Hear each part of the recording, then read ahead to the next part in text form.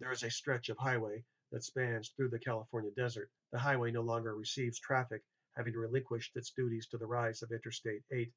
As a consequence, this particular highway fell into disrepair, becoming an abandoned piece of asphalt, forgotten to the blustery winds of history and the incessant assault of desert sand. Cole Bennett knew little about this highway, only that it still remained accessible to cars for the few brave enough to drive the abandoned road. The highway, once referred to as US 80, now carried the unenviable title of the Sacrificial Road. Through all the years he'd lived in California, US 80 never resonated with Cole until one night at a bar he overheard someone talking about the paranormal propensities of the dead road.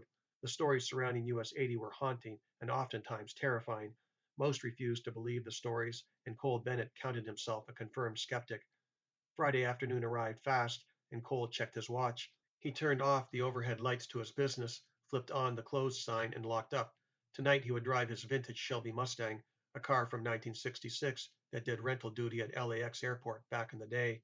Cole's ownership of the car was measured in decades now. He boasted without exaggeration that this car had survived 3 marriages. The car wore a brilliant coat of red candy apple paint, contrasted with gold Le Mans stripes, a West Coast color combination that attracted attention.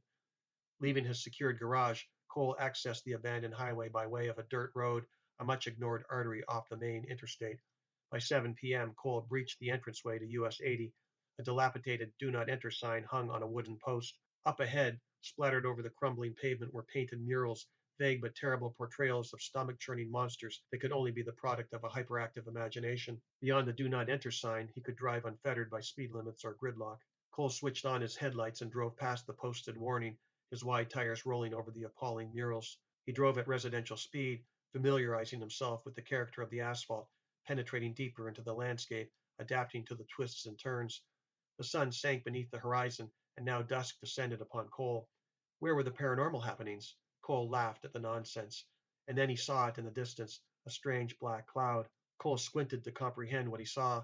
Undeterred, he drove toward the amorphous anomaly. It hung thick in the air, a gargantuan thing both foul and threatening. Cole hit the brakes hard, and the Shelby slid on sandy pavement. He threw his car in reverse and cranked the steering wheel. Cole nailed the accelerator. In his rearview mirror, a hideous flying monster drew near, the flapping sound of its massive wings sending waves of terror. He gasped at the sight, a horrid creature that seemed to materialize from another dimension, its presence to fulfill an ancient sacrificial obligation. The thing now filled his rearview mirror. Cole heard his tentacles scraping the roof of his car.